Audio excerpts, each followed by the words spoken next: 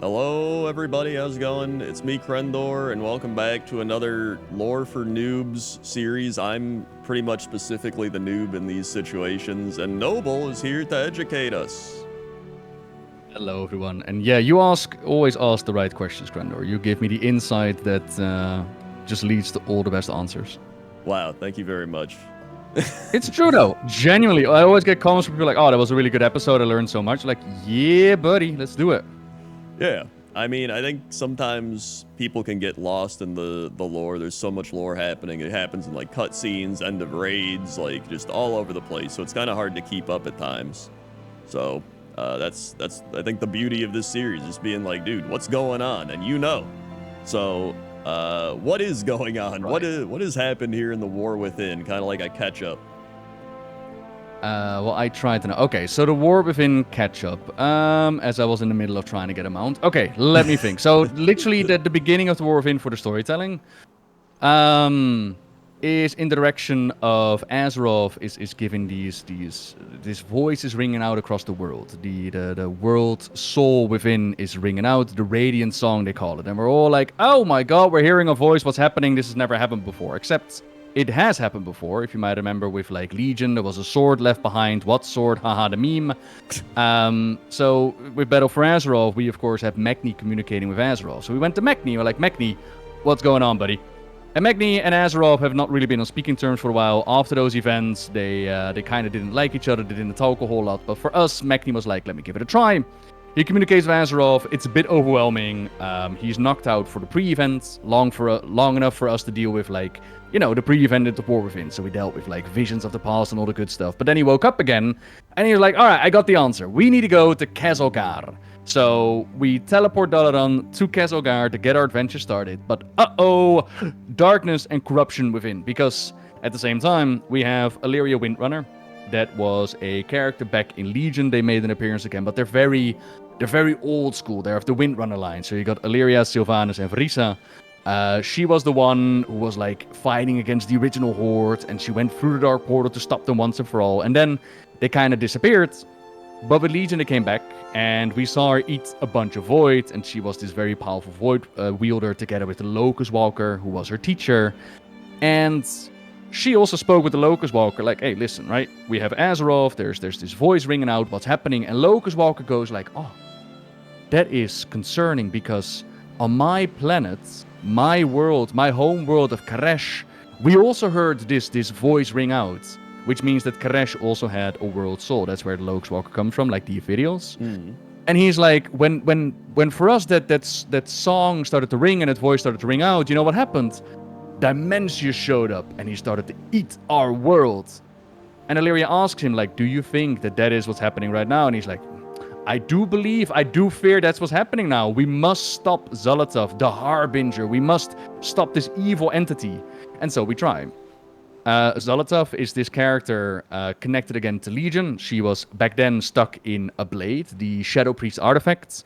And throughout Legion, she was literally the weapon that Shadow Priest wielded, constantly whispering to us like, ooh, if you ever see the glory of the Black Empire, the Old God Empire, it's going to be great. And these Titans, they're nothing. And you should totally bully Odin and get one-shotted.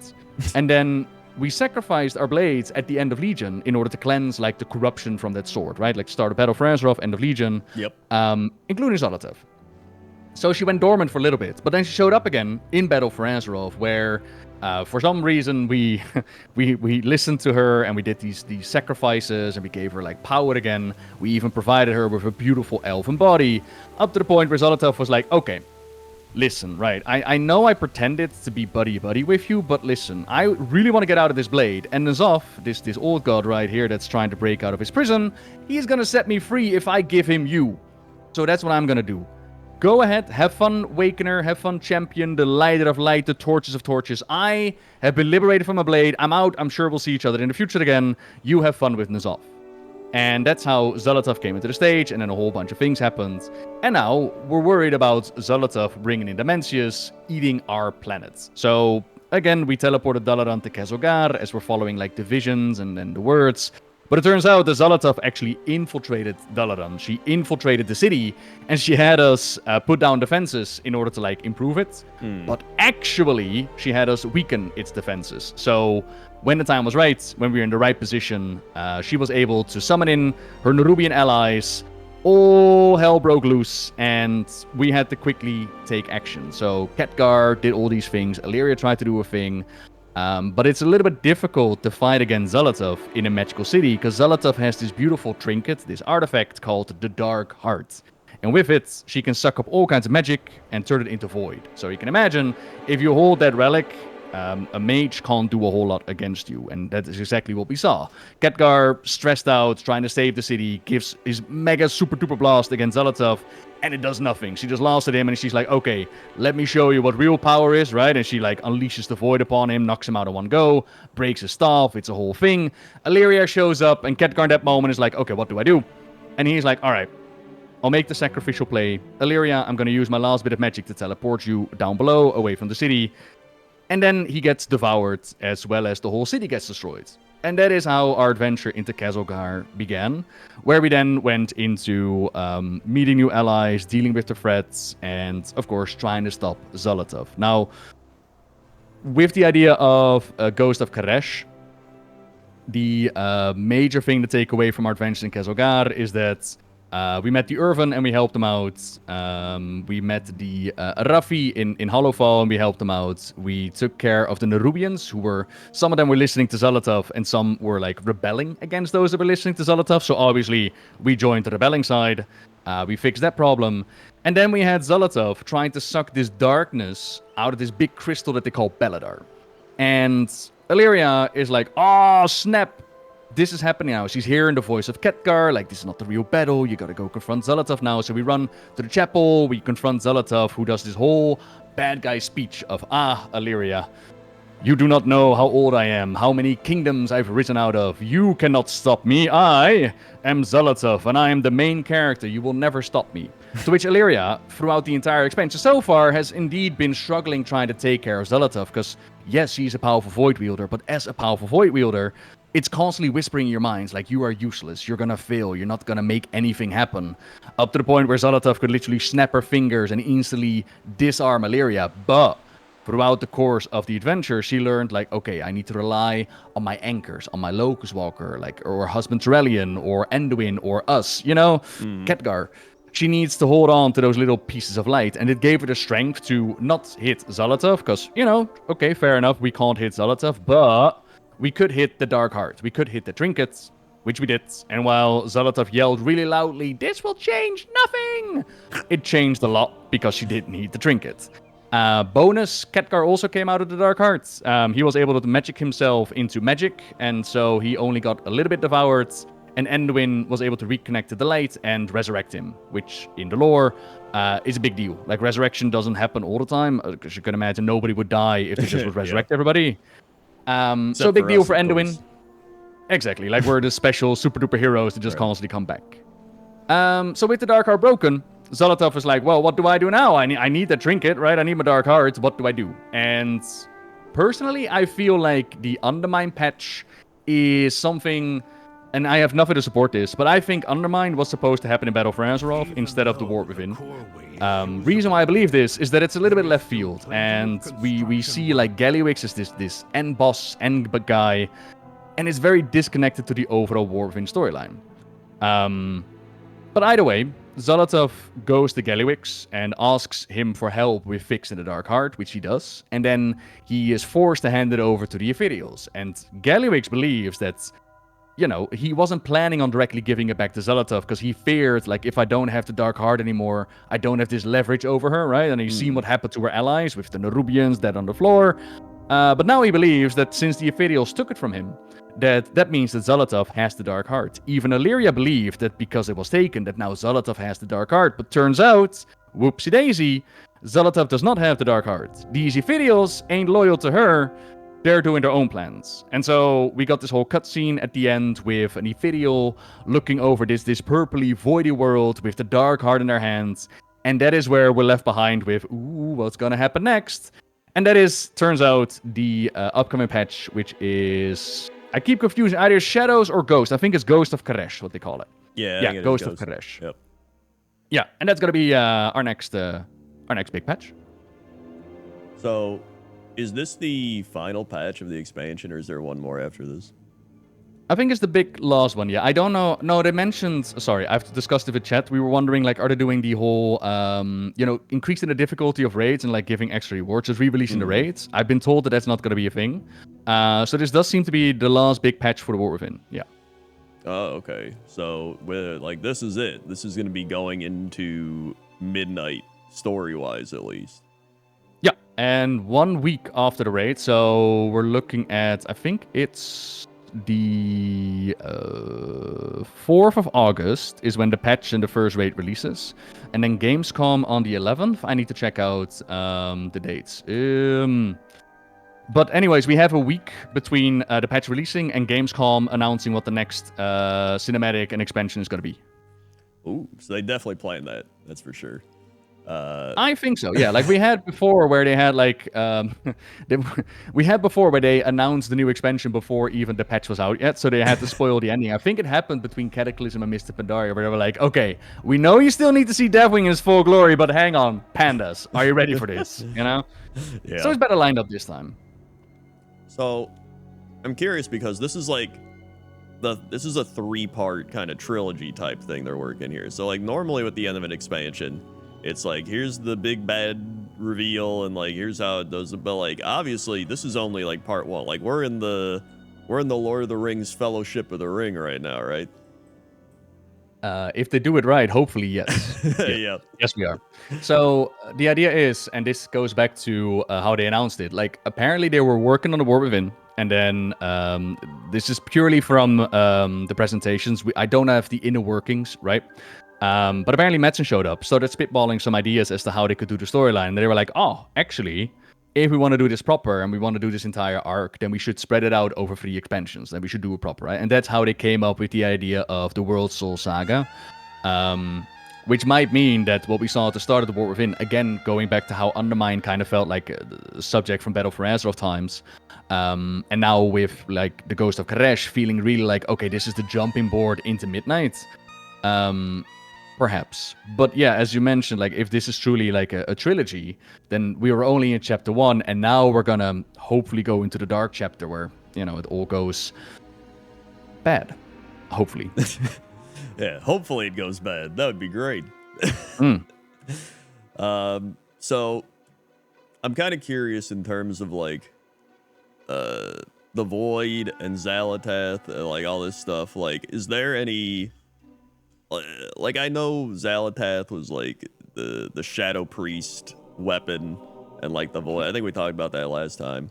But I'm curious, is there like any other Void, I don't know, evildoers or like bad guys that you would think would show up? Because obviously Xalatath's the main one. Is she gonna like call in, you know, these like Void Lords, or call in like something? Like, I don't know where she ranks amongst the Void people. Like, what is the actual rankings of the Void?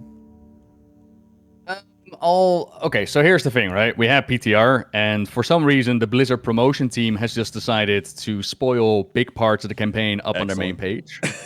Yeah.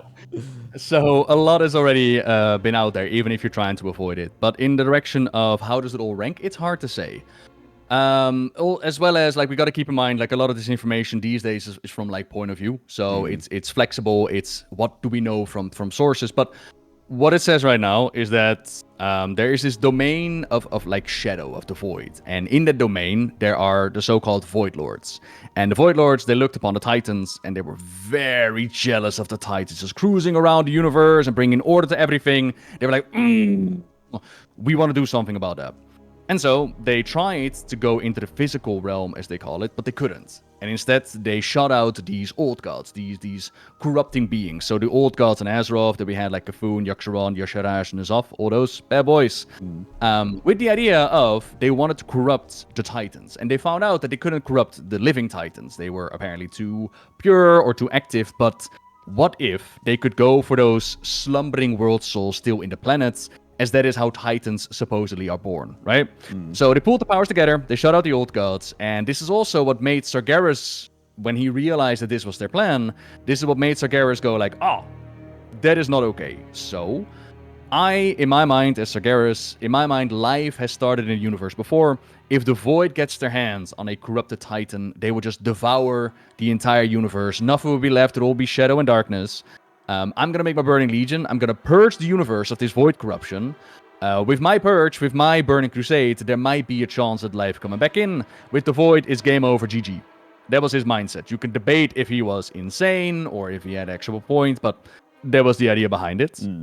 Then, in the domain of, because I just mentioned the Void Lords shut out the old gods, but for those that have been playing WoW for a while, you might remember back in the Burning Crusade, there were Void Lords all over the place. If you open up the Dungeon Journal, you can see like a Void Lord, there's like an Evidio pet, and there's like, one of them is Pandemonius, or whatever he's called. There's like a bunch of Void Lords around. I think even the Warlocks summon Void Lords. But what I think happened is that two different terms, potentially. So similar to how we got like several Hakars in the lore. I don't think what we saw back then is supposedly what the Void Lords are that brought out the old gods, right? I think maybe a use of the same term, or maybe this is just a little fracture of their power, but not the real thing that is waiting in the domain of Shadow. And as I mentioned, we fought against Dimensius before. Back in the Burning Crusade, there was a whole questline, which they now re-released with Lore Walker with Cho. This is a new system. You can now go and talk to Lore Walker Cho, and he will take you through 3 different storylines. He will take you through the other stuff storyline, the Evidials, and Arthas. And in a much more smaller version. So you don't have to go through the entire Netherstorm questing in order to get to like the good part for the Evidials. He's like, nah, I'll take you in there. You can see it. This is how we took care of Dimensius back in the day. Which we did. We kicked the crap out of Dimensius on Outland in Netherstorm, and all the Evidials were like, yay, 1 million Evidials are cheering right now. But then it of course leads to the question, how come does Locust Walker still fear that Dimensius is going to devour our planet? So was this just a sliver of their power? Is he maybe coming back to be revealed? Well, it's not going to be a massive surprise, because as I mentioned, the WoW promo team is all over it. They already mentioned like what is going to be the next end boss. Dimensius is going to come back. So he is still out there. And then there is Zolotov. And Zolotov in the domain of rankings. So basically we got like Void Lords that shut out the old gods. So we're going to say that the old gods are underneath the Void Lords. And then we got the Void Lords that we dealt with, but I'm going to say they're like a little sliver of their power. And then there's Zolotov. And Zolotov is hard to define because we don't know what Zolotov is. Even with her lore walking story, we got like an extra little chapter attached to it, in which we go back to the days of the Black Empire. We go back to the moment where the old gods actually imprison her in the weapon, which I thought was awesome to see.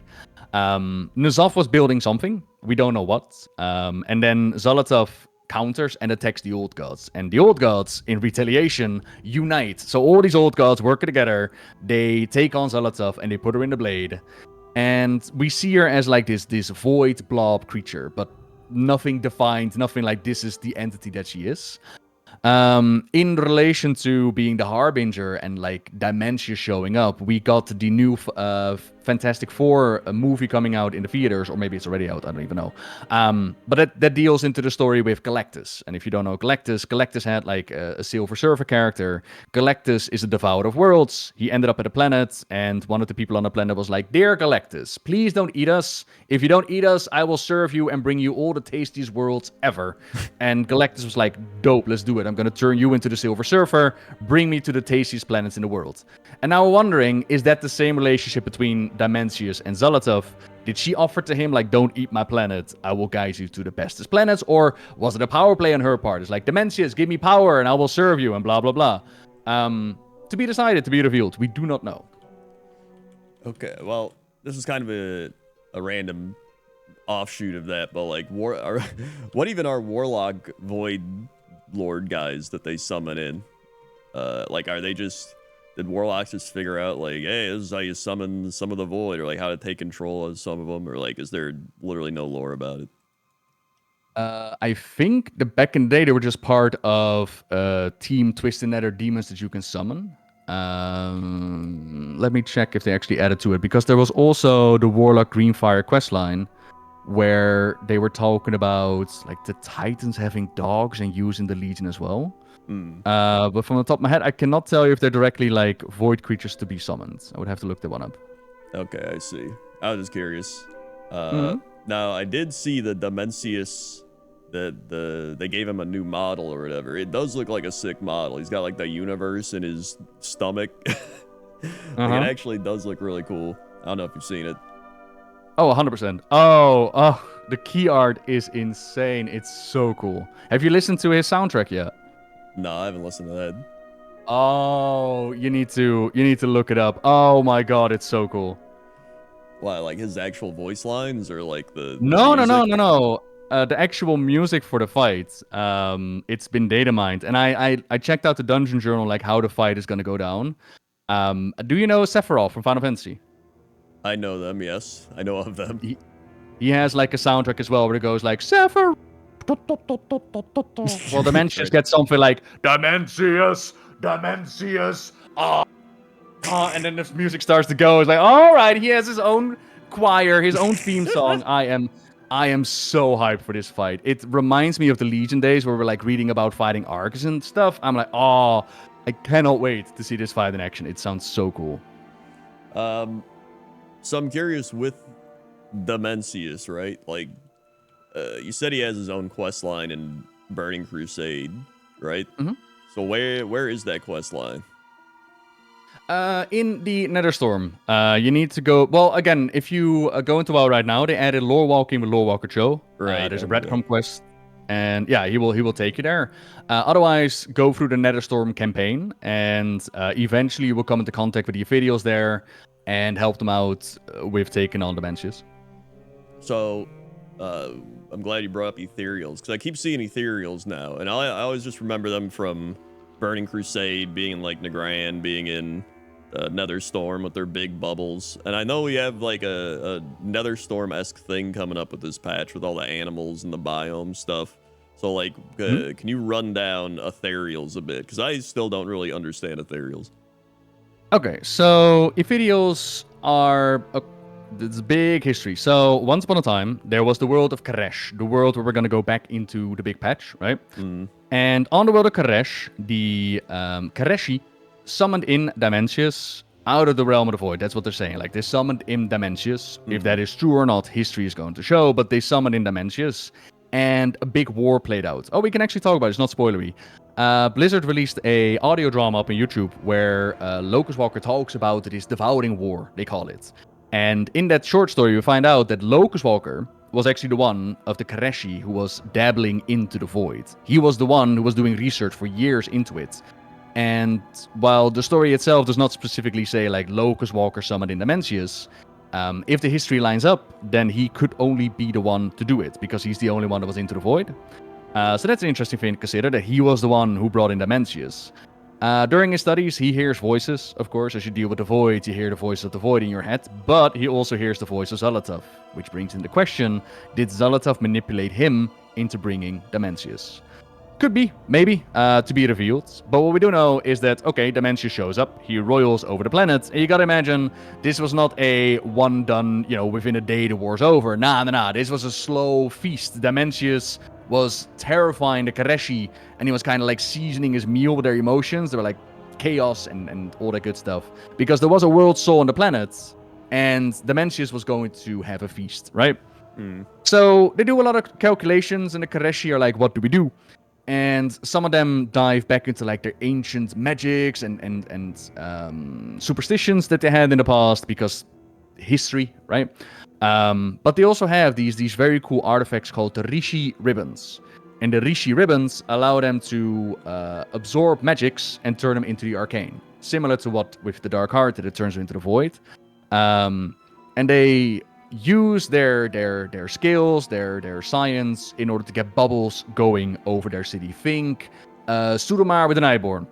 I see. Okay. They have bubbles over their cities to protect them. And it's great. They're protected, except those bubbles with arcane magics do more than just protect them. They're also slowly flaying them alive. Oh. Which is awesome. Yeah, it's gruesome, but it's also awesome. Like, slowly their skin turns dark and flakes and blackens, and that's why they're wrapped up. They start to wrap up, exactly. And they're like, it's keeping us safe, but at the same time, if this keeps up, whatever dimension is going to devour us is going to be an empty planet, because we're all going to be, flailed away. But what also happened was that their being started to turn into energy, into arcane energy. They realized, like, oh, we started to glow. We're arcane now. We could turn ourselves into beings of full-on energy, and we could escape this planet. We could get out of this devouring war. Yeah, let the Mencius have the planet. We could survive. We could get out of here, right?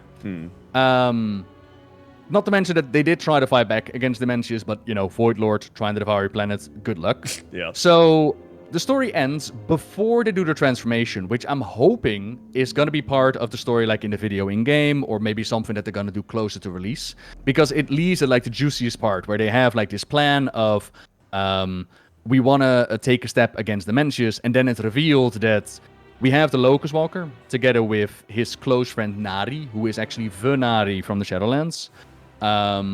More on that later.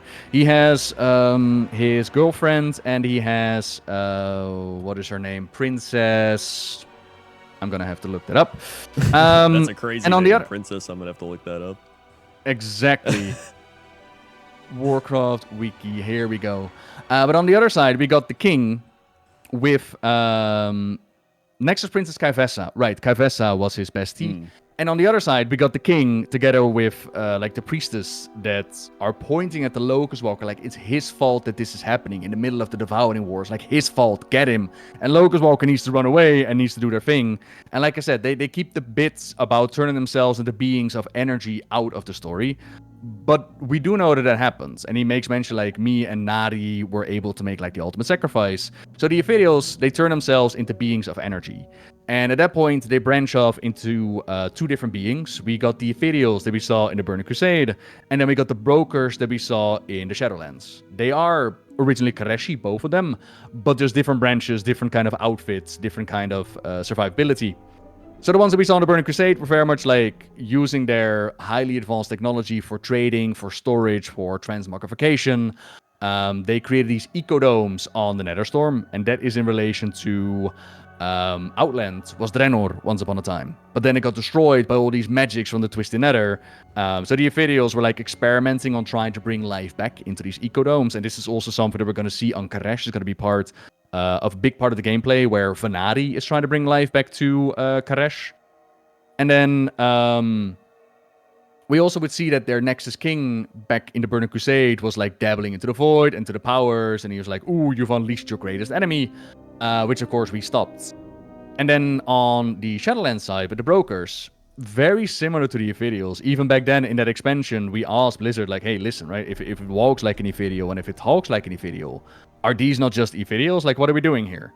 And there was one interview in which they mentioned, for now they're different, but maybe in the future we'll learn more about their history, about their past, that we could see like similarities. And that is something that we now learned with Lore Walker with Cho, which is like Venari and Locust Walker to meet up again, and they get ready to go back to Karesh to deal with the issues there. So when you think of the Ethereal, think a highly advanced, magical, powerful race that loves to trade, loves to make a profit, and is now ready to return home and deal with the tragedy of the Devouring War. And they're falling apart from the and they're wrapped up. Are they still like are they still falling apart from like all this stuff? I think they're now just beings of energy. Like the flaying like messed up their physical form, whatever their physical form might have looked like, and now they're just arcane entities that are being kept together with their wrappings. Oh, okay, I see. Yeah, I was always curious because I would always see them and just be like, what's their deal? And as you know me, I don't really look into anything outside of like if I'm researching for my pointless top 10. So I was just like, yeah, I'll figure it. Noble will tell me at some point. Got you. So actually carrying back the Shadowlands now, as much as I don't want to. What has carried over from Shadowlands? Because obviously we had the jailer, sadly, and then like what stuff from Shadowlands is still relevant? Because I know Sylvanas is like still there, right? And then I mean, don't know. In essence, everything of the Shadowlands is still relevant. As in, like I've heard people say like we should retcon the entirety of the expansion, but that's not going to happen. It can't happen. There's too much that is connected to the characters, and even like in the case of Anduin, his trauma of the Shadowlands, being dominated, being forced to serve the jailer, that was a big starting point of the War Within. If you remember that cutscene where he is with Thrall in the desert of Silithus, and he's like, "I'm not that man anymore," and Thrall's like, "I'll always trust you, Anduin." That's full on connected to the story of the Shadowlands. So, if they use it as the intro cutscene, Shadowlands is not going away. I have noticed that the jailer is pretty much fallen to the background, as in they don't mention what they've done with the jailer. Even when they do like promo things for the Shadowlands, that's not a thing. And I remember doing an interview with the newser after the Shadowlands, and while I don't agree with the direction of the storyline, I do respect the man for stepping up for his product and being willing to answer these questions. And when it comes to the jailer, it was never their intention to give him that much credit. It was more like to give the impression that the Realm of Death had done as much to the Warcraft universe as did the Domain of Order, right? And that they just were a big player. So it's a bit of a difference between intent versus execution. And what is relevant, like a lot of things, like there's also the philosophy of the Shadowlands where the universe is ordered and created by the first ones. And they've actually taken the first ones out of just the Shadowlands and mentioned it in Dragonflight with books in-game. So the first ones didn't go anywhere. There's the factions. There's, of course, Ardenweald with the Winter Queen and the World Tree Seat. Like, in essence, everything that happened in the Shadowlands, even the characters of the Shadowlands are going to show up, because we're going to deal with... you remember Tazavesh, the big dungeon that we played in the Shadowlands? Yep, I've done that a few times for mounts, and all my friends got mounts, not me. Aww, so I definitely remember. That one is coming over into the next patch. So that was going to be our main city hub now. Oh, yeah, I heard that, which is cool. Yeah. Like, Shadowlands is not all bad. They were definitely, like, if they take like the tasty bits out of Shadowlands, I'd be well down with that. Yeah, I mean, my big thing with Shadowlands, especially going back, getting mounts there, doing old stuff. Like, Shadowlands in general, I don't think was bad. Like the art was cool, the music was cool. There's some cool things. I think my top five most hated parts of Shadowlands was the Torghast was definitely there. The Maw was definitely there. I always say the Maw honestly was great because it made me feel like I was in hell. And then the jailer lore, just like I'll mention that in a second. But then the system they had, the Revenant system or whatever it was, right? Yeah. So it was just like a lot of the systems and stuff like that were just really annoying. But the jailer lore, because I was like, what was the jailer lore again? I was kind of reading it on stream the other day, and I honestly don't think he would have been as bad if they didn't try to shoehorn as many like old references as they did, being like, he's tied into the Lich King, he's tied into, and I feel like if they would have just stayed out of that, people wouldn't have cared as much, Yeah, as well as the way that the story is presented, because looking back after the fact is not the same as going through the Shadowlands. Like, remember how often there was a patch where they just didn't tell anything of the storyline and they just left it open for interpretation. It wasn't until the end, until we learned why the jailer did what he did. And at that point, the expansion is over. So how am I supposed to feel now? Like, oh, this was why he did what he did. Like, do you remember that end cutscene where he's like, a universe divided? That was the moment where they revealed his motivation. I'm like, is that not something you want at the start? Like, what's happening here? Yeah, you would think you'd want to learn about or at least learn it during your playthrough of the expansion. Like, oh, I see why he's doing this now. Not just like, and that way, oh yeah, here it is. Yeah, and that way you can form an opinion and like an emotional investment and be like, oh, I agree with him or I disagree. We met all these characters that went on like, oh yeah, the jailer is such a manipulative character and he's get them all to their side. And I'm like, how? What did he tell them that he's not telling us? And it's like, yeah, we're not going to give that. But on that subject, at the same time, there are a lot of parallels that we can draw to Xel'Atath as well. And for those who might have seen that spoilery cutscene that I mentioned with that Warcraft just threw up on there, what blows my mind is that is supposed to be a big plot twist in the campaign. It's the way that they do the campaign, that cutscene is supposed to be a surprise. So I don't know where it happened. It's writing team versus PR, but just that cutscene out of context, it makes it look like we're doing the Shadowlands again. As in, have you seen it? I have not. Okay, well, do you want it to know? We can do spoiler warning. It's fine. Spoiler warning. Spoiler warning. All right, cool. So, in that cutscene, it is revealed that Locust Walker works with Zolotov. And he tells Illyria, similar to how we had Uffer tell Jaina, like, don't trust Sylvanas, trust me. And Jaina goes like, okay. And now we trust Sylvanas, right? In the same vein, Locust Walker tells Illyria, don't trust Zolotov, but trust me. And it's almost like the writers have learned from the mistakes in the past, because Illyria goes like, are you crazy? And just starts bitching and moaning for the rest of the campaign. Like, how can you trust Zolotov? Are you out of your mind? And quite literally comes down to either we work together on this one or we all get devoured. And Illyria is this close to go like, well, F it, we're all gonna get devoured now. I don't want this. And in my mind, that's like very much like that's how Shadowlands could have been done better, right? Almost like they look back on it and is like, this is how we want to do it better. But unfortunately, that cutscene released out of context makes it look like we're just doing Shadowlands again.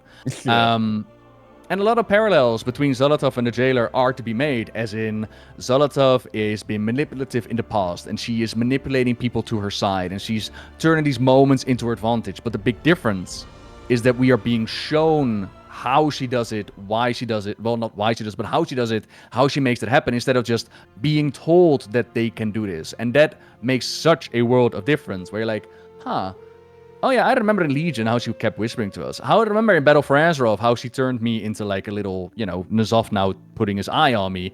And even in Ghost of Karesh, we're going to learn a lot more about that. And I'm like, oh, this is actually a really well done campaign, in my opinion. Yeah, I mean, even just from like a storytelling aspect, like I've been working on my book now for a while. I've been actually progressing with my book, and I've learned a lot about storytelling. And I've been reading more and everything. And I think the main thing I've learned is the power of showing, not telling. But it's kind of like people bash telling, but you still need telling. It's just you don't need to tell everything. And so it's more of like a pacing thing as well for that. But like with showing, it's like if you show something, then people have a much stronger emotion towards it, right? Instead of being like, he was angry, you could be like, he slammed the table. So like you're like, whoa, he slammed the table, like on a very small scale, obviously. But when you scale this up to like major showing, and like driving the story, it's like people are going to relate more to playing alongside the characters and doing the things and seeing why they're doing what they're doing, and not just like, I did this because of something you don't know and you will see. It's like, okay, like it's just bad. And if you're being told like this is what this character can do, but everything about this character screams otherwise. Like you're being told this is the character who was able to manipulate Sylvanas to his side, and you're like, this walking talking Frostmourne was able to get Sylvanas Windrunner on his side? How? What? Yeah, that was the other thing I was kind of looking into with Sylvanas. I was like, why did Sylvanas like join up with him? And it was kind of just, it didn't feel like something she would have done. At least I didn't think it feel like something she would have done, because like she literally jumped off of the ice crown, right? And then she was like dead, and she went to the afterlife. Or like what did happen with Sylvanas? Like why did she join? Well, the issue is that Shadowlands does not tell directly why Sylvanas joined the Jailer. Eventually, they released a book, the Sylvanas novel written by Christy Golden, which tries to do a lot of heavy lifting. And credit to Golden, I think that she did a really good job. Basically, they throw every reasoning that we could have come up with, they throw it at Sylvanas. So, the moment she threw herself on the top of Ice Crown, she ended up in Hell, in the Maw. Which they made the Maw. Like back then it was the Hell, but now she ended up in the Maw, in the hands of the Jailer. So you gotta imagine, eternal torment, that's not a pleasant place to be at. But they didn't just want Sylvanas to work out of, not being tormented. That was too little. So what happened was the Jailer showed her how the Shadowlands works. And he shows her these domains, and she realizes that the universe is predestined by the first ones. That's the story that they told. Like the first ones, they lined up this universe, and it's predestined as in the actions that we take don't matter because the path is laid out by the first ones. Except you still get judged for your actions by the Arbiter and sorted into whatever you do, wherever you belong, including Revendreth, including the Maw. How is that fair? If it's a predestined world and you get still judged for your actions, that's not fair. So she was on the side of the Jailer, like, this is not a fair system. We should break it down. We should tear it down. We should rewrite the universe. Then there's the motivation of she realizes that even if you die and you do it proper and you run your rules, you don't get to decide where you want to live. So your loved ones, your family, like her brother Lirov and her family and whatnot, she could be sorted elsewhere, no Navanos, right? Like she could be sorted in one realm and they could be sorted in other realms. And this is something reflected with Thrall's mother Draka. Duratan is nowhere to be found. So Draka living her Maldraxian afterlife. Where is his dad? What about their love in life? The game itself, unfortunately, does not go into it, but it's a concept that could play it in. So another part for Sylvanas is like this arbiter decides where you go, but you get no say so. But the issue is, and this is for me, as you're asking, like, okay, what is the relevance and the importance of the Shadowlands still? The problem is that we haven't fixed this problem. Sylvanas is still right. It is unfair to live in a predestined universe. It is unfair to be judged for your actions. And while the new Arbiter allows you to redeem yourself, which is fantastic, you know, you're still being judged on your actions in life that are apparently predestined. Are we still living in a predestined universe of the first ones? Is it all still laid out? And I asked the newser, like, what is the idea about the first ones? And his reply was, it wasn't meant to be predestined. It was more like the first ones calculated these options, and they were really good at calculating and predicting, but it wasn't set in stone. But my counterpoint is that the first ones knew that we would end up in Corvia. They knew that we ended up in Zed of Mortis, a domain where we're not supposed to go. There's literally a stone there where there were like scrolls of prophecy with like the brokers there that ended up there, and they were like, oh, Mawwalker, if you are the Mawwalker of Destiny, as the first ones predicted, then this stone is gonna react to you, and bada bing, bada boom, it reacts to us. And it's like, okay. And then a jailer, again in the Sylvanas novel, back in Wrath of the Lich King, was able to predict several things happening, and those are also a guiding line for Sylvanas as to ally with him. She's like, oh, this guy has all the answers, right? And one of the things that he's able to predict is that Sargeras stabs Azeroth at the end of Legion, doesn't destroy it, doesn't miss it entirely. No. It stabs it just right that Azerite comes out and she will hold it in her hand. And when I read that, I was like, okay, you're not going to tell me that the jailer is this guy that throws spaghetti at the wall and makes use of opportunities. This man in Wrath of the Lich King knew exactly what was going to happen. Because you know how many tiny little steps are between Wrath of the Lich King and the Sargeras stab in the world? How many mini events happened in between? And he was able to predict it, right? So Sylvanas is still right. The universe is still predestined, and they haven't dealt with it. And I don't think they'll ever deal with it. I think that is part of... we were never supposed to have like this predestined universe, and we're just gonna pretend like that part is not a thing. Yeah, no, I can definitely see that, because it feels like they kind of wrote themselves into a corner, and they're just like, what if we just ignore it and move on? Yeah, it's the difference between your intent and execution. Because again, in that interview, we were also talking about like the brokers there, and the counterpoint from the newser was like, yeah, but these are zealots. They will believe anything, right? But then I'm like, yeah, but the quest literally has them test us before they believe us. They're the ones testing us. So again, it's something happens in the writing room. You got the execution, and in that regard, when looking at the Shadowlands, like it can't have been easy to develop it back in the day in the midst of like the whole world lockdown and all that. Yeah. That can't have been easy. So there's definitely that part as well. But it's still of the universe in that way. Yeah. But yeah. Sorry for the Shadowlands tangent, but I did want to see how it's connected. You owe me a sub now. I've told my chat on Twitch, like, if you want to talk Shadowlands, because the funny thing is, after 5 years, every single stream that I still do, somebody brings up the Shadowlands. Yeah. And last stream, we got to the point where, okay, if you want to bring it up, you owe me a sub. Let's go. I'll give you my Twitch Prime. So, getting back to War Within, I wanted to bring up the Arathi, because I keep seeing the Arathi brought up, and I haven't really done much of the Arathi stuff, to be honest, so I'm kind of curious if you could explain the Arathi kind of tie-in here. Okay, so the Arathi. We found Arathi in Hollowfall. And the origin of the Arathi goes way back to the origin of the human kingdom. Like the very first human kingdom, you gotta imagine back then they were still living in tribes, right? But there was one man, Foradin of Arator. Have you ever done, back in Legion, the Warrior Artifact questline? I maybe did. I actually don't remember. Okay, well, if you ever get a chance, you actually get the party with Foradin. It's not really relevant, but it's a fun quest. Point being, Foradin brought all these human tribes together, and they worked together with the High Elves of Quel'Thalas, and they kicked the crap out of the Amani trolls. And in exchange, the High Elves, they taught humans magic. But what do you do when you earn a great victory and when you're like united? You celebrate life, right? Like you mix and mingle, you get your things together. And at some point, the human empire started to grow and grow and grow, and we would get cities like Lordaeron and Dalaran and Gilneas and Galtiris, all these other city-states besides their capital of Strom. If you go to the Arathi Highlands, there's like Stromgarde. That was the very first human settlement. So from that, we assume, it's not been confirmed yet, but we assume that in that time where they all made these little city-states, they also made a Arathi Empire that we haven't met yet. The empire where Farron and all the others that we met in Hollowfall, where they come from. And of course, the question becomes, how come we haven't met them yet? How come all these years they've been hidden? I'm going to go with Mist, right? Like Mist of Pandaria, for example, that they were hidden away, or the Dragon Isles that were hidden behind Mist. I'm going to go with that, but to be decided by Blizzard, right?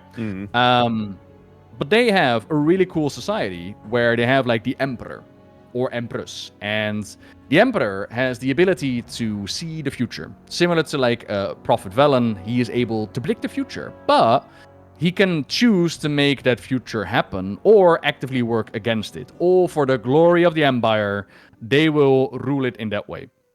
And at some point, our Emperor, he gets a vision, and he has a vision about Beladar, like the big crystal in Hollowfall, and he has a vision about Renilush, this big epic battle between the light and the void, light versus darkness. So the Hollowfall expedition is brought together, and they're sent out through storms and all that good stuff. But just as the Emperor predicted, they were teleported down below. And the entry into Hollowfall was not exactly a soft one. A lot of ships that crashed against the walls and water and whatnot. But hey, they made it. The Emperor foresaw it. Yay! But they had a stowaway. Because this was an adult expedition, but they had a child on board. Farron Lothar. Farron felt inside of her that, like similar to Moana, who constantly felt like the call of the ocean, Farron felt like she was supposed to go with this expedition. And she did. And she saved like their sacred flame, their light, their fire. Lost her an eye and an arm, but she saved it. And so the Hollowfall expedition was saved. They set up base under the light of Beladar, just as the Emperor had foreseen.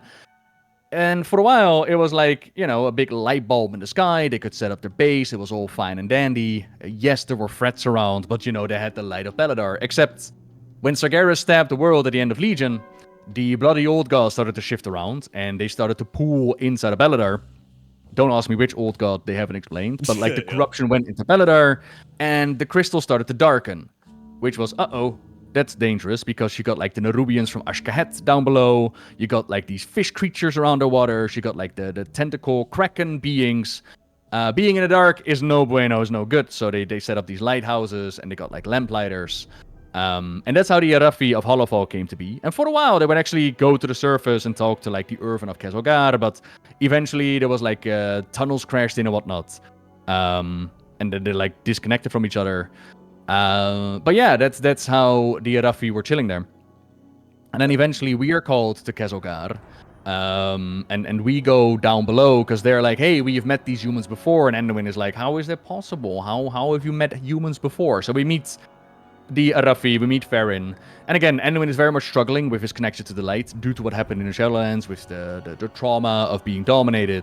And with the aid of Farron, who is an epic light wielder, whose lineage is connected to like the first flame of the Arathi Empire, one of her ancestors, they found, it's a mythical story, so, you know, to be decided if it's real or not. But they found like this mythical goddess, and they told them to bathe into the waters, and they came out with like all light and power and flames. That is part of Farron's lineage. And Farron is just very, very convinced in her light wielding, and so she's able to guide Anduin back into the light. Because Anduin didn't disconnect from the light. It was his own mistrust of himself, right? Like what the jailer made him do was so against his character that he started to wonder, like, who am I? What am I? Am I capable of these dark things? But Farron gave him the courage to slowly but surely try to reach out to the light again until the Khadgar resurrection. And whereas the Arathi, they were dealing with the threats of the Nerubians and like cults within that were turned into the shadow. Zolotov, of course, manipulating things. There was the Crystal of Beladar darkening. But we teamed up, we took care of business, and now they're capable of going to the surface. And unfortunately, in my opinion, one of the worst stories that we've gotten is the Pride of Arathi that we got quite recently. which is Farron goes into one of the first expeditions, and she actually goes to Stromgarde, to the Arathi Highlands, where old politics are being mixed and mingled with today's storyline. It's a mess, unfortunately. It's a bit of a mess. Why is it a mess? Yeah. It's a lot to go into. Okay, so the current story is we have Trollbane. And Trollbane has a niece who was put into power, and this was done in a short story. This was in a time where Jaina and Thrall teleported away at the beginning of Kesselgar to get troops. They teleported to the Arathi Highlands, whereas it turns out the Magyar orcs, the uncorrupted alternate orcs, they've been placed there to live there, together with the humans of Strom. But not everybody's down with it. They're like, ew, orcs, how dare you? We don't want to share this land. It's already been bad enough. It's already hard enough to live as it is. Then there's the part about we should go back to the glory days of the Arathi Empire, like it was back in the day with Thoradin of Arathor. Like, we are humans, we deserve this land. And that story played out, and eventually Trollbane's niece is disposed because other people are like, okay, we're not down with you. Gejara is like, yeah, okay, we're not gonna do this whole conflict anymore. We're gonna look beyond your prejudice and your hatred, and we're gonna try and work together. And then they kind of redid that storyline with the Pride of the Arathi, and there's a lot to be said about storyline, but in essence, you go in and you realize that the humans and the orcs are still not hanging out, they're still not friendly with each other. And there's the underlying threat of the Defiance Brotherhood, the Scarlet Crusaders, and the Syndicate, like old school human factions. They took the most racist ones that have nothing, that don't want anything to do with the orcs, and they pitched against each other in the Arathi Highlands. And once again, we need to uncover, like, okay, what's going on there, root out the corruption, mix and mingle, and fix it. Now, there's a lot opinion-wise to be said, and I would actually recommend a video by Discordian Kitty. She's done a really good deep dive into this storyline in ways that I could never do. But what stands out for me as to why I dislike it so much is part of it is Eitric. Eitric is a classical orc, has witnessed the original Horde, and Eitric never shied away from the past. He was very much like Sourfang and Ralph the Lich King telling Garrosh, like, if you ever push us back on the dark path of the past, I will end you myself, right? And he was not shy to talk about what they did to the Draenei and what horrific things the Horde did, because the original Horde was bloodthirsty. They were pillaging and going across Azeroth. They did horrific things, right? It was war. And Eitric tells Farron about the history of the Horde, and I'm paraphrasing here, but he tells her in the direction of we, the Horde, end cycles of hatred, and while many bad things are done against us, we will no longer do further conflict. And I'm listening to this story, I'm like, he's also talking about the internment camps, how bad they were, and I'm like, Eitric, you're right, the internment camps were 100% bad, but you're kind of not telling Farron about the part where, oh, I don't know, the Dark Portal opened up and an alien invading force came in, and you murdered everybody at the chapel, and then you blasted Stormwind into smithereens, and then you set the Lordaeron, where you started to team up with the Amani trolls and started to wipe out everybody. Like, you leave that part out. What about the creation of the Death Knights and the Draenei and Shefrev and the Red Mist and all these bad things that you leave out? And I'm not saying that the Horde is the bad faction. I'm saying that if you have Farron, who is a new character introduced to, like, the surface of Azeroth, you want her to be informed about the world, and this one-sided storytelling does not do justice to the actual interesting debates and interesting storyline you can have over the history of Warcraft. Like, there is a lot to be said about both factions. That's the fun of it. So what I would have liked to have seen is a young Magyar orc or someone else, like a younger orc, say in the same vein that Eitric said, like, oh yeah, the Horde is constantly being put down by the Alliance, but we end cycles, blah, blah, blah. Let's not talk about the burning of Teldrassil. And then Eitric pipes up and he's like, young one, you weren't there during the days of the Demon Blood. And then a human pipes up and is like, yeah, you murdered my family. That's how the internment camps came to be, right? Like, you have your whole saying of Loktar Ogar, like victory or death. Then why did you surrender to begin with? Like, what were we supposed to do with you? And then you have someone else who's like, damn you, human, our war chief tried to lead us down the path. Like, so the monster's kicking in, can you tell? But you can have them, like, have a little debate and discussion about this intricate history of Warcraft, not this one-sided bullshit story that not only nullifies Eitric's storyline or Eitric's character, nukes Eitric's character into the ground, because Eitric does not shy away from the past. He's always been honest about it. But then Farron replies to that storyline and she goes like, oh, well, I guess the Horde is a lot more like my people than the humans ever were at Strom. I guess that I really feel at home with the Horde now. And I'm like, Farron, you don't even know. You don't even know the history of the Horde, and you're making these conclusions. What are you talking about? Instead, why not have her go like, there's a lot to be said about war between factions, I should keep an open mind and maybe not come to these conclusions. And then the ending, oh god, Crendor, the ending. It gets worse. It gets worse. The ending. So Trollbane's niece is released from prison and revealed to be like the driving force behind this Red Dawn, as they call themselves. Big shock and surprise. We kill the Scarlet, the guy Scarlet we kill, and then we go into this cutscene.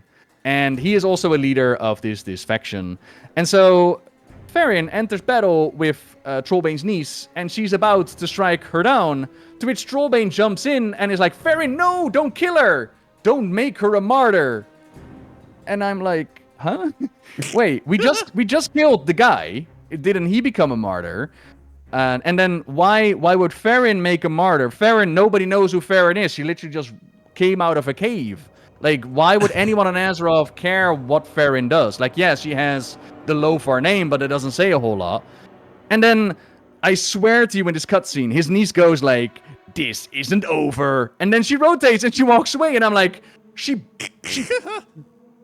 was busted out of jail. Do you not want to put her back in jail? You're just gonna let her go? And he's like, no. She can't do anything anymore because we stripped away her titles and lands. And I'm like, she was able to orchestrate this out of prison. What are you talking about?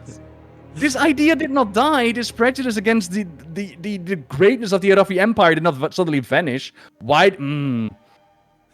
And that's the story. And then Trollbane goes like, oh yeah, the Sons of Lothar, we are all about tolerance now. And that goes back into the idea of, okay, you can get characters into a certain spot, but you need to tell the story. Because the Sons of Lothar, the Sons of Lothar are the original faction that was formed out of those that had to fight against the original Horde. And they were not all about acceptance and tolerance. They were about murdering and wiping out this alien orcish invading force. Where do you get the idea from that the Sons of Lothar are tolerant? Like, they can be now, but maybe you should write that story and actually take us into that instead of just having Trollbane go like, that's what we are now. Because you start to make people wonder, like, is this still Trollbane or is this anyone else? And ultimately, the story just does not connect with the history of Warcraft that I know. Yeah, I think that I think usually is the biggest problem, is when you take these characters and factions that have been established in the past, and then instead of, like we mentioned earlier, you could show them being more, like the way they want them to be, instead of just saying, this is what we are now. And it's like, well, you haven't showed us anything of why you'd be like that. And people were like, oh, Warcraft 2 and the Sons of Lothar a long time ago. But literally in Battle for Azeroth, we have Trollbane yelling like, we're going to murder every horde that tries to take our lands because we had the Warfronts. Yeah. And it's like, that's Battle for Azeroth. That's not that long ago. Yeah. And if anything, you would think that would make them even more angry and violent or something. Like, yeah. And it's wild. And that's what I personally find disappointing. This is Farron's breakout story. And with Farron, there were a lot of reactions the moment her model was data mined, and I don't agree with those reactions. And the moment that they talked about Farron's background, like, she has the name Lothar, and Lothar is a rich background name in the Warcraft lore. And when Lothar went to the High Elves of Quel'Thalas, and because he is connected to the Thoradin of Arator bloodline, like the one who created the Human Empire, he could call upon this ancient lineage with the High Elves, right? Like very much Lord of the Rings, like you come serve me, we have this agreement. Right. So being a Lothar means something. But the moment that they revealed that, there was this little stay a while listen in Hollowfall where Farron basically goes like, oh, a Lothar on your side of the world is something important. That's cool. Hope I can live up to it. And I was like, that is such a good start. Like, have somebody begin at like a basic line. Don't have that name elevate them to greater heights. Let them have a road of progression, like an actual road to walk on. And instead, what you just see happen again is that they take these parts of the past and they add it to her character. So no longer is she just Farron Lothar, the name. Now she also has this history within her lineage. There is the origin of the Sacred Flame for the entire Arathi Empire. And now we have Farron stepping out of Hollowfall for the first time, and she's in the middle of this big political plot between the uncorrupted Magar orcs and the humans of Strom. Why? What does Farron have to say about that? Just because she's a Lothar? And the road that's there, seemingly, I'm putting my money on it right now, is that she's gonna become the true empress of the Arathi Empire, right? Mm-hmm. It's gonna be revealed like, oh, Farron, you were our empress all along. And the end destination is not bad. In fact, I would actually be interested in how do you get there. But I fear that if you give her such a shocking development, like so quickly, I fear that that road there is not going to be so satisfying as it could be. If you just roll up to the Arathi Empire and be like, okay, Farron, you're on the throne now. That's not an arc. That's just like, yeah, that's where we put her now. Yeah, it sounds very similar to almost like late Game of Thrones seasons where they just start being like, this thing's gonna happen, and it happened, and you're like, wait, what? Like the entire fun and like the driving force of the show is like the political discourse and like the backstabbing and the plan and the plots and everything kind of clashing with one another, not just like, and then I did the thing and it happened and we're all good. And it's like, it's just like, it's almost Deus Ex Machina in a bit. It's Warcraft lore. Like, we know that our characters are going to survive. We know that we're going to win, quote unquote, these expansions. That's pretty much set in stone. But what the fun part is the road that takes you there, right? Yeah. That's where the intricate storyline happens. And I mean, if this is that's why I'm disappointed about this being her breakout story, because I had such higher hopes. But hey, the future is not written yet. Hopefully, it's going to be a cool path. But so far, oof. I am still very much interested in the Arathi Empire, though. Because again, they got like this emperor that's able to predict the future, with like magical blood and whatnot. They can see like the destiny. Going back to Renilush, by the way, that whole prophecy. There's also, before I go, oh god, I had an energy drink before this talk, everybody. If you're like, why is he rambling so much? I had a monster. I knew it was going to kick in. That's fine. I like your rambles. I'm happy to hear. The Lothar name, there's like a book that we find out, and there's like idioms when it comes to the Arathi Empire. And the Lothar name basically comes down to, for them, that sometimes it's successful, but sometimes also not, like almost mockingly, like sometimes kind of good, sometimes kind of shit. And the Arathi Empire itself sounds really interesting, where they come from and how their society is, with like the Zeppelins and whatnot. That part still has me very intrigued. And then there's also the part about the Renilush, which is this big epic battle between light and void, light and darkness. And we already had a somewhat similar prophecy by Velen way back when in Anduin's short story, where he was looking at Anduin, was still like a little lad learning at Velen how to do light and all that. And he looked at Anduin and his vision changed, and all of a sudden Anduin was on this distant world in a shiny armor, and with him were the Alliance and the Horde, and like dragons and the Naru, everything that we basically had to throw at it. And then there was this darkness, this bigger darkness than Velen could ever imagine. And he was like, how could the light stand up against such evil darkness? And the light roared a challenge and went for it. And I kind of feel, because we also had a comic in Battle for Azeroth with like Anduin, all old man, like he was like, okay, I'm ready for the final battle. I'm kind of feeling that is why we brought the dragon aspects back in Dragonflight. I kind of feel that that's going to be the massive end conclusion. Just a big old battle between light and void. But time is going to tell. So, I guess kind of going into the more like, like opinionated, what you think is going to happen type of thing. Mm-hmm. Which maybe might be a little spoilery, so again, maybe spoilers for people. Where do you think we're gonna go for the end of this expansion and then like the start of the next one? How much do you want to know? Because a lot's been data mined. But you can just more of like a general sense. You don't have to like deep dive into it. Okay. Well, we know we're going to be fighting. Okay, so that's been reviewed by Blizzard. We know that we're going to be fighting against Dimensius the All Devouring, a big old epic battle. And as I mentioned before, there's this epic theme music, and the way that the battle is described in the Dungeon Journal is epic. But as you mentioned, this is chapter 1 of 3. If this is the way that they end the War Within, how do you possibly do part 2? For Gamescom, they've released key art. On that promo art, we can see, or at least it's hinted at, suggested, the Sunwell in Quel'Thalas, with a bunch of Void Lords floating over it, like a whole darkness tornado. And we already knew this also from Chris Metzen way before the World Soul Saga, where he talks like, okay, this is what's gonna happen. Darkness growing at Quel'Thalas, at the Sunwell. We're going to unite the Elven tribes, and we're going to try and kick the darkness back and vanquish it once and for all. In that regard, the question becomes like, okay, what do we do next? Personally, I'm wondering if in the Nightborn recruitment scenario, which was how you got like your Nightborn allied race, we saw that Illyria Windrunner, after the events with Legion, she went back to the Sunwell, and Illyria has all this void inside of her, and the void reacted to her. The moment she reached the Sunwell, all of a sudden portals started to open up, and the void started to spew out, and we worked together in order to stop it. But I'm kind of wondering, like, okay, say that Illyria falls to darkness, what would happen if she purposely goes back to the Sunwell and tries to open up a portal there? Something with, like, the Dark Heart. Like, the Dark Heart is created by Deathwing. And when he created the Dark Heart, it was like a prototype for the Dragon Soul. And the Dragon Soul is a big story, but the Dragon Soul was like a powerful artifact that he used to make a portal over another well in order to bring in Sargeras. What if they would use the Dark Heart in order to power up this portal at the Sunwell in order to bring massive amounts of void and darkness and plunge the world into midnight, right? All that to say, like that's a possibility. But personally, what I'm hoping is that we're going to see us lose in the ending of this. Like, fighting in Immensius, we're going to do our best, but ultimately, the world is still plunged in darkness. Not so much our player housing, because that's going to be pure and pristine. It's going to be awesome. I can't wait to play it.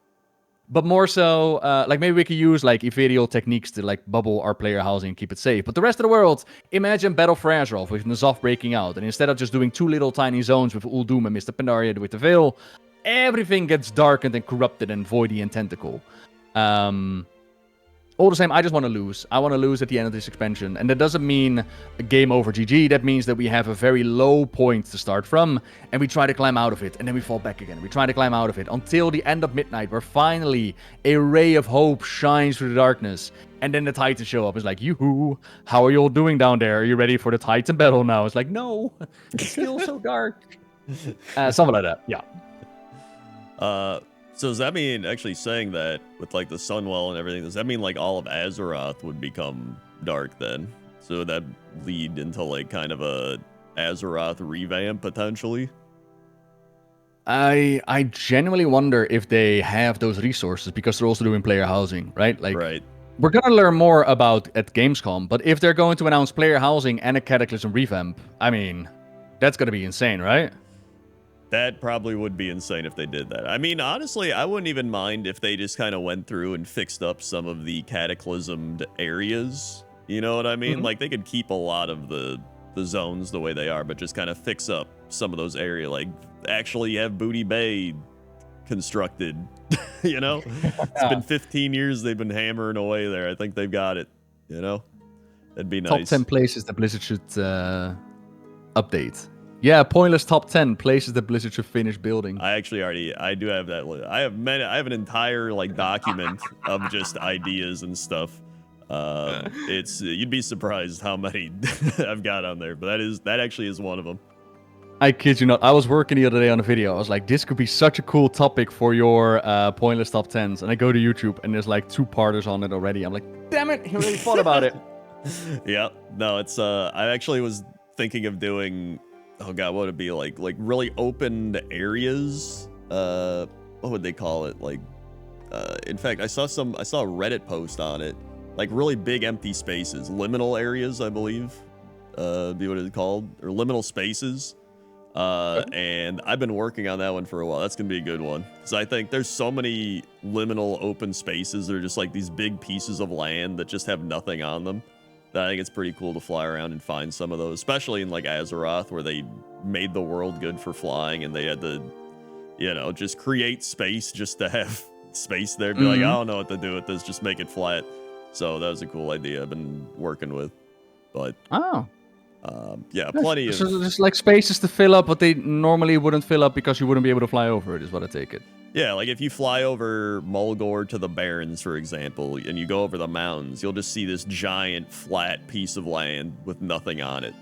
But it's like a pretty decent size. Like, you could fit buildings there, you could fit whatever, but it's just empty space. And it's just like, dude, nobody really looks at this. So that's one that I'm kind of compiling the list of. A lot of people give me ideas to be like, Crendor, do windows, do doors, do that. And I'm like, You do realize that I have to go through the entire game and find every single window. And if I don't, and I make a window list, somebody will be like, you missed the window and whatever. And I'm like, okay. Like, but that's just part 2 at that point, ain't it? Like, surely people do not criticize your pointless top 10. Surely they wouldn't. Well, people criticize everything.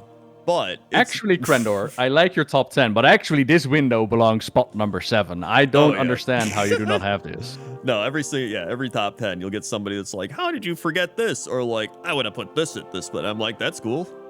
Make your own list. Add it to the list. Yeah. But it's part 2. Yeah, we're making part 2, but yeah, that's why. Going back, by the way. Yeah. What back?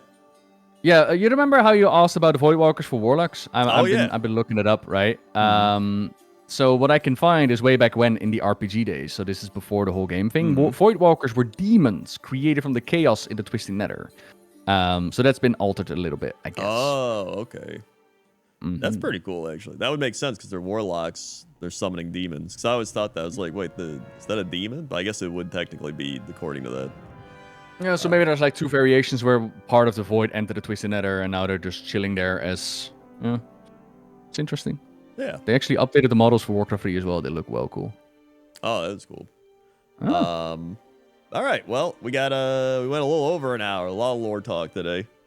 A lot of good stuff. So I'm honestly excited to see where this goes. I wanna see where they go with like the second thing, because it's interesting now that we are doing the 3-parter to see how they'll end the story and keep moving forward. But thank you for catching me up on all the lore. And I guess you're gonna be rating as well. Or are you gonna go into it?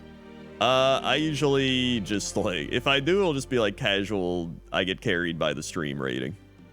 Okay, pretty that's much. fun as well. Yeah, I tend to just get carried by stream for literally everything. I'm like, chat, help me, and they're like, we will help. So that's nice. I am thankful for that, because otherwise I would not be doing much. Did you ever do progression? Oh yeah, back in the day I used to, but not anymore. And then usually every expansion I'll raid like all my streamer friends and everybody gets together and we do like one raid, and then we're like, all right, well, yeah, and then that's like all they do, and then they come back for the next new expansion launch. So usually do like the first raid and that's it.